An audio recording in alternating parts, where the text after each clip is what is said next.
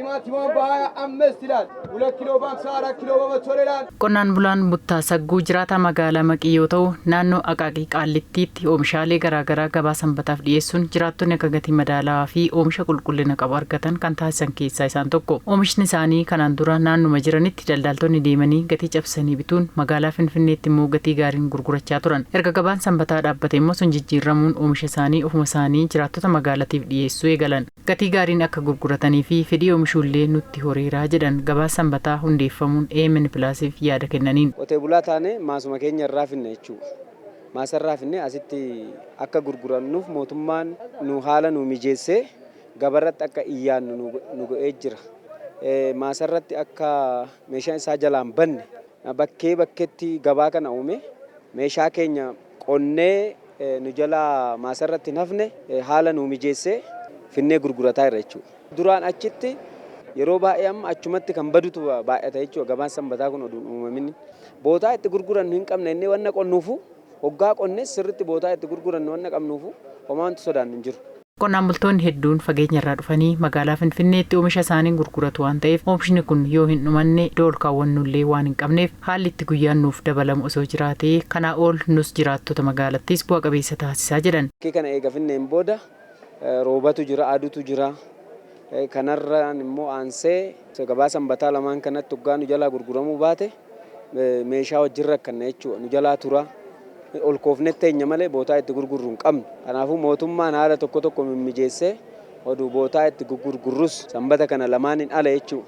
Bootaa itti gurgurrus nu kenne baay'ee bareeda. Jiraattonni naannoo Aqaaqii Qaallittis balbala irratti gabaan nu hundeeffamuun burjaajii hedduurraa nu baraareraa jedhan. Qarshii xiqqoo qabannee yoo baane oomishaalee hedduu bitannee deebinaa jedhan. Gabaan kun maalinni eegiyaa sitti jalqabame egaa baay'ee aragalfii guddaa namni argatee yaada. Maaliif gabaa keessa amma nagaadoota bira oomti jiru si'amti as jiru baay'ee walqixxee miti. Jechuun kanas baay'ee bakka jireenya nama baay'ee arragaaga'ee jira akka kootti. Ilaa ammaan torbee eegeen bita. Dhugaarra bisii miti torbee eegeen dhufee bita. Amma otuma waanan bite otuu argite birii 400 qodaa guddaan bitee galaan. Kun aragalfii guddaadha jedhee yaada. Kanaafuu guddaa galatooma jechuun barbaada. Fakkeenyaaf amma dinnichi 40 asitti bakkeetti immoo 50-60tti.